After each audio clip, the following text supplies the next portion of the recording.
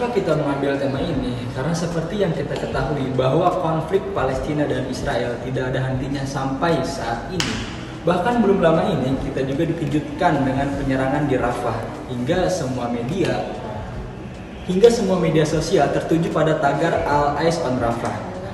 Kita memilih materi ini karena kita ingin melihat seberapa besar kepedulian orang-orang terhadap video ini lewat wawancara yang kita akan lakukan.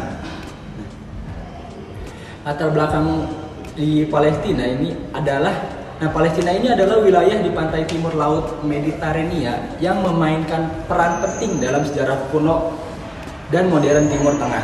Sejarah Palestina sudah ditandai dengan konflik politik yang sering terjadi terkait perampasan tanah secara paksa. Nah, pada awalnya wilayah Palestina ini dikuasai oleh Kekaisaran Ottoman sejak tahun 1517 hingga 1917.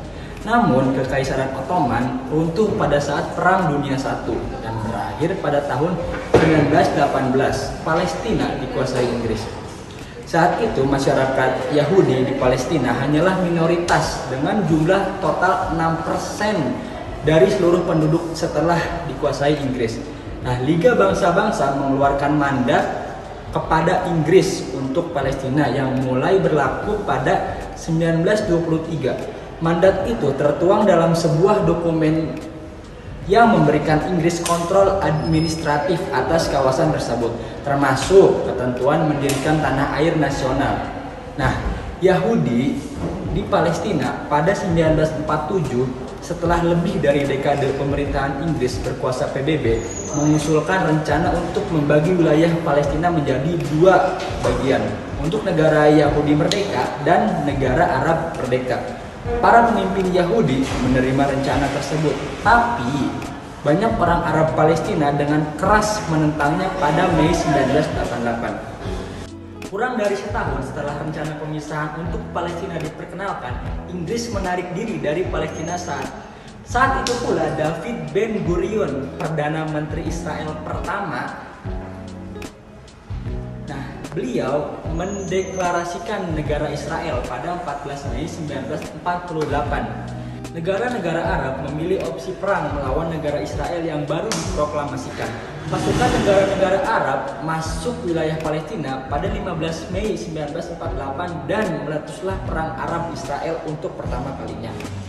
The day after Ben-Gurion declared the state of Israel, the armies of Egypt, Jordan, Iraq, Lebanon, and Syria invaded. Pasca Perang Arab Israel-Palestina, penguasaan wilayah historis Palestina oleh Israel semakin meluas mencapai 77%. Jauh lebih luas dari jatah wilayah yang disepakati dalam resolusi PBB.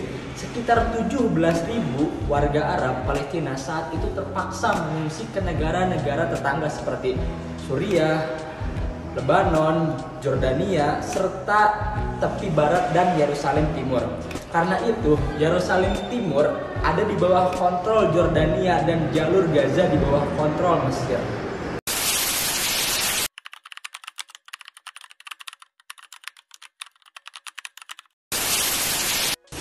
Media sosial punya peranan besar di konflik Gaza kali ini. Selain menjadi panggung dukungan, media sosial juga menjadi tempat netizen untuk memperoleh informasi terkait konflik yang sedang terjadi di sana. Peran netizen dalam memengaruhi wacana publik semakin penting karena netizen sekarang tidak hanya menjadi penonton, tetapi mereka juga memiliki andil besar dalam membentuk pandangan dan opini di masyarakat. Salah satu contoh konkret dari dampak positif yang dihasilkan oleh peranan netizen adalah solidaritas dengan Palestina. Dalam beberapa waktu terakhir, isu Palestina telah menjadi perbincangan hangat di dunia maya. Konflik berkepanjangan antara Palestina dan Israel telah memicu reaksi emosi netizen di seluruh dunia. Dukungan untuk Palestina menjadi semakin terlihat melalui postingan, hashtag, petisi online, dan kampanye media sosial. Contohnya baru-baru ini terjadi yaitu All Eyes on Rafah. membanjiri media sosial baik di Instagram, TikTok, hingga X. Bahkan ada 35 juta orang lebih telah mengunggah seruan ini baik di Instagram Stories miliknya.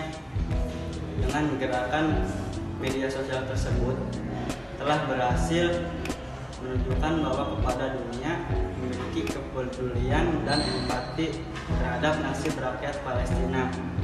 Mereka telah mengambil peranan aktif dalam membawa isu Palestina ke perhatian masyarakat global. Dalam prosesnya, mereka telah mengunggah kesadaran banyak mungkin tidak begitu peduli atau bahkan tidak tahu apa yang sedang terjadi di Palestina.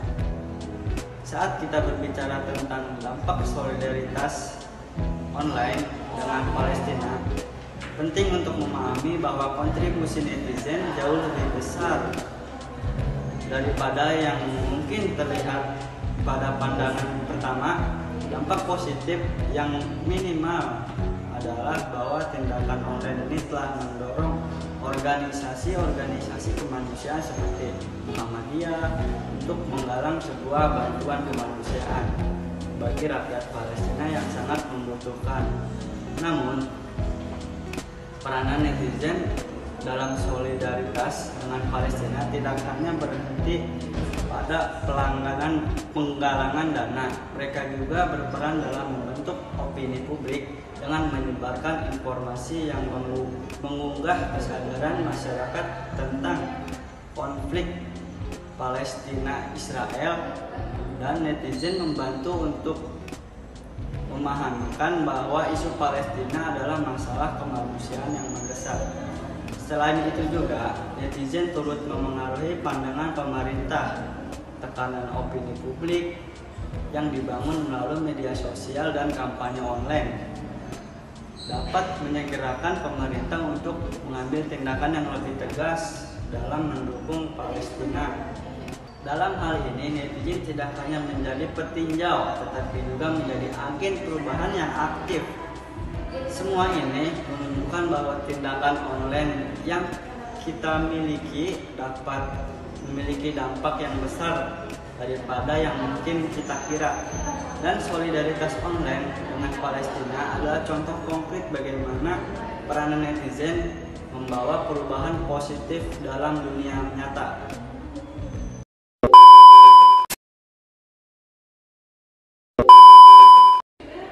Seruan boikot Israel di media sosial apakah akan berdampak terhadap Israel? Konflik antara Israel dan Hamas telah memicu polarisasi warganet Indonesia dengan sebagian dari mereka menyerukan boikot terhadap perusahaan yang dianggap mendukung Israel. Namun, alih-alih melumpuhkan ekonomi Israel, pengamat mengatakan aksi boikot ini justru merugikan ekonomi Indonesia. Adapun polarisasi di kalangan warganet Indonesia merupakan hal lumrah karena masalah internasional kerap memicu dua kubu alias binari di media sosial pada platform media sosial Israel, Instagram. Sejumlah netizen Indonesia mendorong agar masyarakat melakukan boikot terhadap produk-produk buatan Israel maupun perusahaan yang dianggap terafiliasi dengan Israel.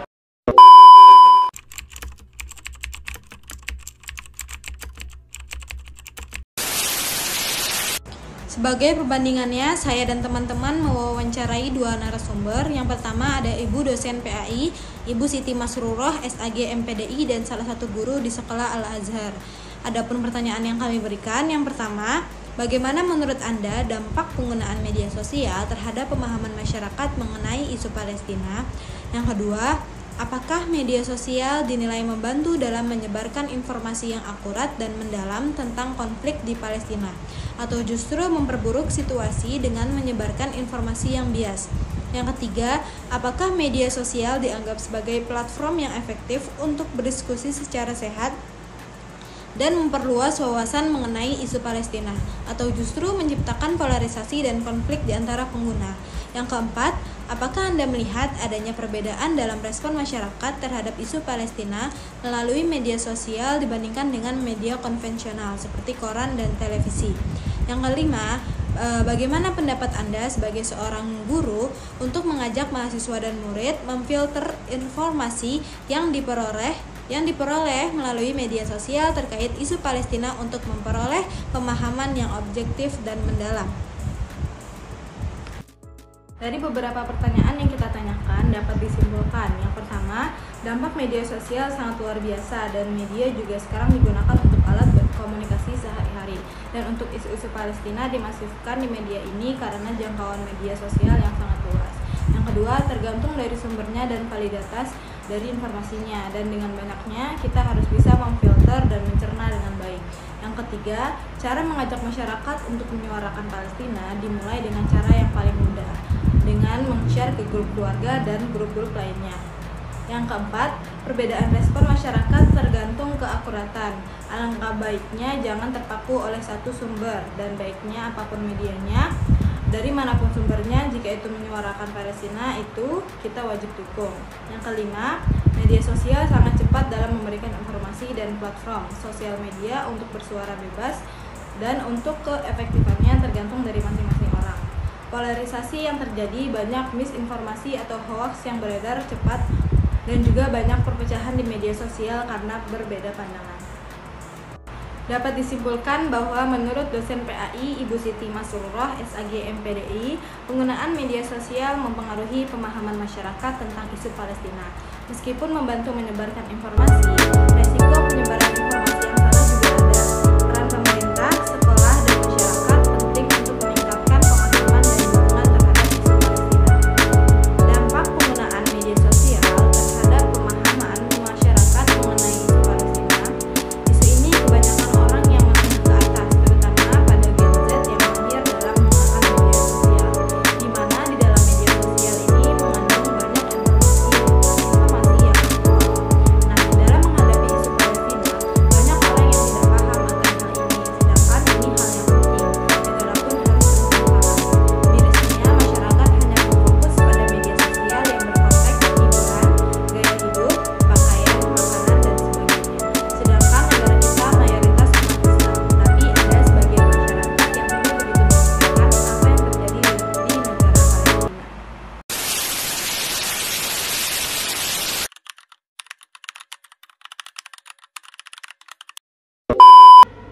Pesan untuk masyarakat Indonesia mengenai isu Palestina adalah pentingnya dukungan dan kepedulian terhadap kemanusiaan di tengah konflik yang terus berlangsung antara Israel dan Palestina.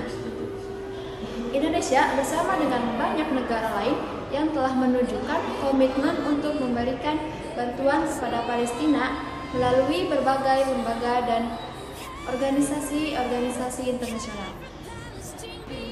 Masyarakat Indonesia juga dapat terus mendukung upaya diplomasi dan resolusi konflik Israel-Palestina melalui aksi-aksi konkret seperti penggalangan dana bantuan kemanusiaan, meningkatkan kesadaran akan isu tersebut, serta mendorong pemerintah untuk turut berperan aktif dalam upaya perdamaian di tingkat internasional.